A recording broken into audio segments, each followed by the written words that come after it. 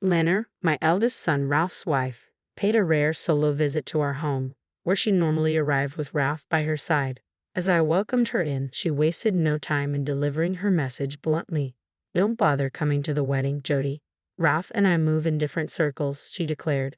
Lenor's words caught me off guard, though her tendency for rudeness was nothing new. "What do you mean?" I asked, trying to make sense of her statement. Lenor let out an exasperated sigh, her demeanor condescending. "I hate having to explain this to you. I graduated from a top university and work at the prestigious trading company where Ralph also works. You, on the other hand, went to some third-rate college and sell insurance. It's embarrassing to have someone like you in the family," she sneered. Irritated, I responded, "There's no shame in selling insurance, you know." Lenor smirked dismissively. "Oh, is Jody upset now? How scary," she taunted. "In any case, the decision is made. Ralph will see things my way," she added, her smile turning malicious. Exhausted, I simply nodded. "I'm Jody, 65 years old, working in insurance sales for the same company since I graduated," I began. Dealing with failed contracts and customer complaints can be tough, but landing a big new contract and receiving congratulations from the sales department makes it rewarding.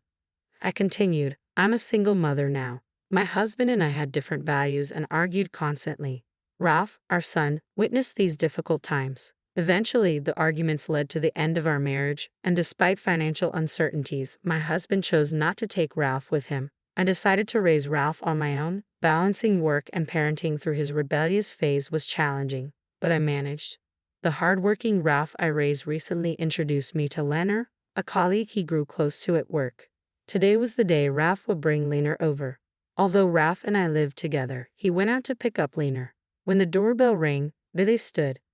"Nice to meet you. I'm Lenor. Sorry for the sudden visit. I brought you a little something," Ralph's wife said, handing me a paper bag filled with cookies from a renowned department store.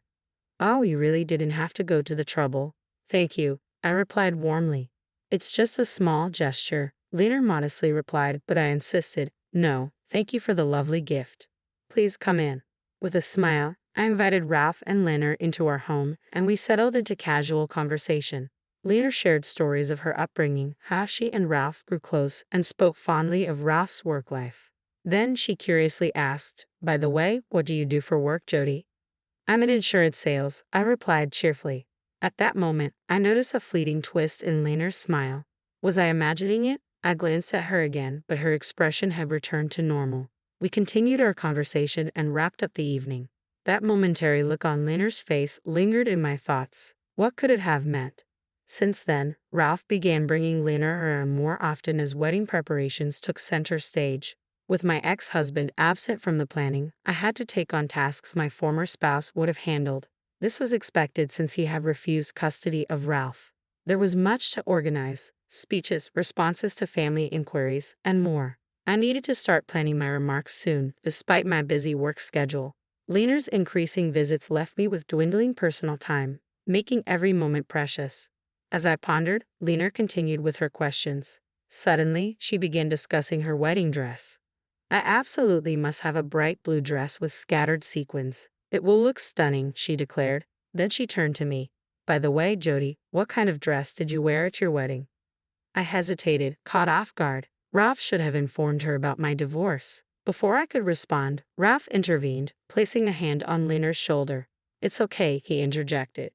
"Even though she's divorced, it's all in the past, right? I could never imagine being divorced. It would be too embarrassing and miserable. But then, Jody, you're practically a stranger to me, so I can't really understand your feelings," Lenor added with a laugh. Feeling uneasy, I forced a smile and changed the subject. Ralph glanced at me apologetically, but Lenor's expression seemed oddly triumphant. Her increasingly dismissive attitude and constant labeling of me as a stranger troubled me deeply. "Jody's just a stranger, after all," she would say whenever something came up. Ralph would reprimand her, but Lenor's unfairness persisted. Perhaps she truly held a poor opinion of me. Her demeanor was deteriorating, and even Ralph seemed uneasy about her behavior lately. I found myself pondering over Ralph's occasional thoughtful gestures when Lenor unexpectedly arrived alone. The doorbell rang, and I hesitated, wondering who it could be. To my surprise, there stood Lenor, without Ralph by her side. Despite the unease, I welcomed her inside. Immediately upon entering, Lenor looked down at me. "Jody, our backgrounds are quite different, so please don't attend the wedding," she stated bluntly. I was taken aback by her abrupt rudeness. "What do you mean?" I asked, my brows furrowing in confusion. I knew Lenor had a tendency to be brusque, but this was beyond anything I had expected. Lenor sighed heavily. "I just can't tolerate your cluelessness, Jody. I graduated from a prestigious university and work at the same top-tier trading company as Ralph. Meanwhile, you're just an insurance salesperson from a third-rate college. It's embarrassing to have someone like you in our family," she added, her expression filled with disdain. I retorted, annoyed. "Please refrain from looking down on insurance work. It's not the demeaning job you seem to think it is." Standing up to her seemed to provoke Lenor. "Jody's upset. How frightening," she remarked with a sneer. "Anyway, the decision is made. Ralph will surely side with me," Lenor declared, flashing a malicious smile. She had made this decision without consulting Ralph first. I was stunned by her lack of consideration. The notion that a groom's mother would be excluded from the wedding was unheard of. It dawned on me that Lenor had been concealing her true nature all along. Exhausted from dealing with Lenor, I simply said, "I understand," and escorted her out. Privately, I seethed with frustration. Despite my wariness, I couldn't bear the thought of someone as rude as Lenor marrying my beloved Ralph. Yet the wedding date was set only a week away. I pondered deeply. Then it struck me, I had an idea. Then came the wedding day. At the reception, Lenor's flamboyantly dressed friends greeted guests and collected congratulatory gifts. Meanwhile, the parents-in-law were in Lenor's dressing room. Secretly, I waited in Ralph's dressing room, keeping out of Lenor's sight. Earlier, I had discreetly provided Ralph with a voice recorder and shared my encounter with Lenor from that day.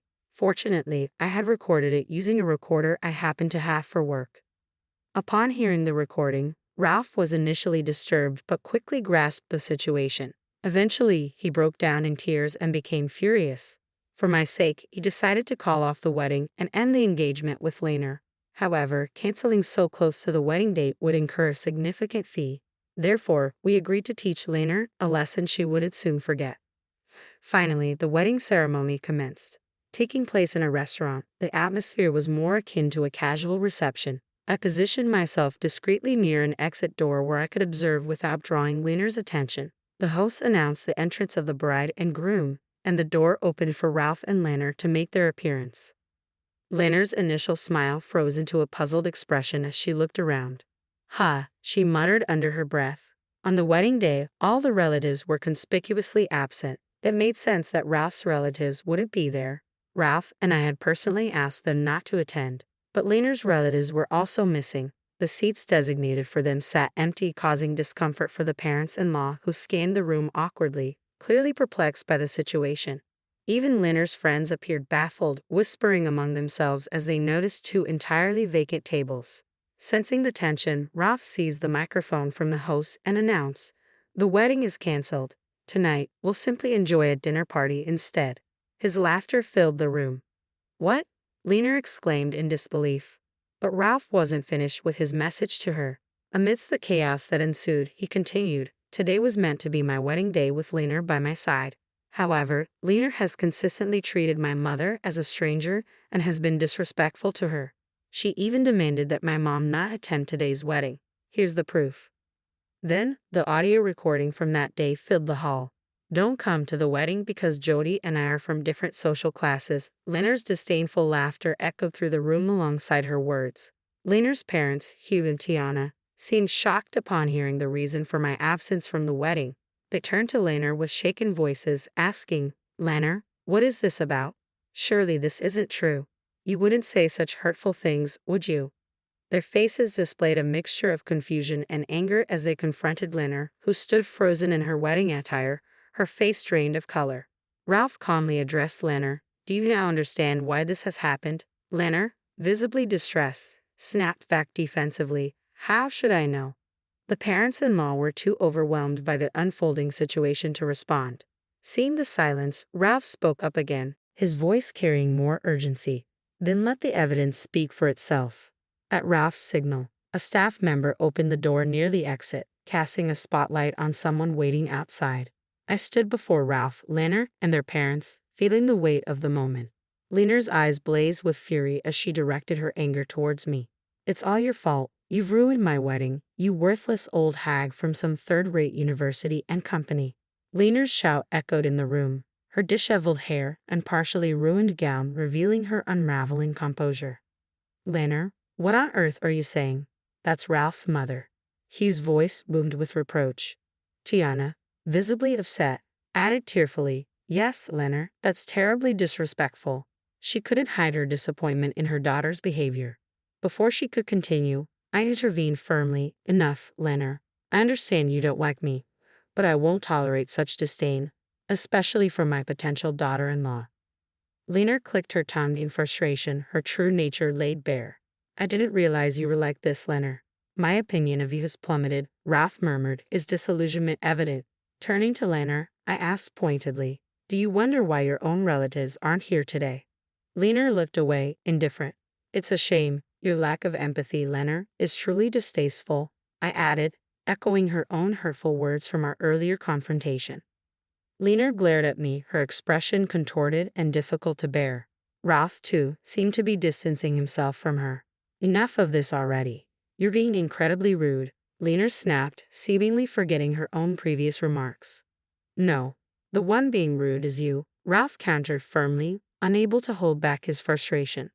Ha! I sighed in exasperation before explaining. Actually, all of Lenor's relatives are my clients. I spoke to them and asked them not to attend. Did you know, Lenor, you once looked down on me as an insurance salesperson from a third-rate company? The company I work for is a multinational corporation, far larger than yours. I earn significantly more than you, and my company is globally renowned. I've been with them since the beginning of their local operations, managing a substantial client base and extensive network. As it happened, Lenor's relatives were among my clients and they agreed to support my decision. By the way, when they learned the truth, they were shocked and decided to distance themselves from Lenor. But she'll find out about that later, I added with a hint of irony. Lenor muttered in stunned disbelief. Well, that's Lenor for you. Slow on uptake, Ralph remarked with a hearty laugh, showing little sympathy. However, his laughter abruptly stopped and he turned serious. I cannot marry someone who disrespects my mother, no matter how intelligent or prestigious your company is. My mother deserves better than to be belittled, I stated firmly, my words almost spat out with determination. Lenor and her parents-in-law stood silently, faces flushed with embarrassment, heads bowed. With the engagement terminated and the wedding canceled, the event concluded soon after. Lenor's parents, being sensible, apologized repeatedly to Ralph and me. They also agreed to cover all the wedding expenses with further compensation discussions scheduled for a later date. Lenor's responsible parents would likely handle her recent actions. Subsequently, Lenor resigned from her job. Although Ralph and Lenor's workplace wasn't invited to the wedding, rumors of the incident circulated. Colleagues sympathized with Ralph but held Lenor in low regard. In a workplace emphasizing teamwork, Lenor became ostracized. Eventually, unable to endure the constant criticism, Lenor resigned abruptly. She left a resignation letter on her desk and disappeared from the office. Before disappearing, Lenor approached Ralph, pleading for reconciliation. I want us to get back together, she begged. And I want everyone at work to know I'm not a bad person. Ralph, however, firmly declined. With your attitude, going back to how things were is impossible. She also approached me multiple times asking me to convince Ralph to reconcile, but I chose not to engage with her requests. By now, Lenor is likely estranged from her parents-in-law and her whereabouts and activities remain unknown to anyone. Neither Ralph nor I have any desire to seek out information about her. 3 years have passed and Ralph and I live contentedly. We use the compensation money from Lenor's parents to renovate our home. Ralph has since married someone else, a nurse introduced by a friend. She is straightforward and fearless, always looking out for me, and I value her honest advice. Ralph's new wife even offered to live with me, concerned about me being alone. I asked if her parents approved, and she reassured me they were happily married and wouldn't mind. So, Ralph's new family and I decided to share our newly renovated home. We are anticipating the arrival of a new family member soon. Ralph's wife is due to have a baby in about 3 months. Work keeps me busy and fulfilled, and soon our family will grow livelier and more joyful. I eagerly anticipate the upcoming days with a baby and feel motivated by the excitement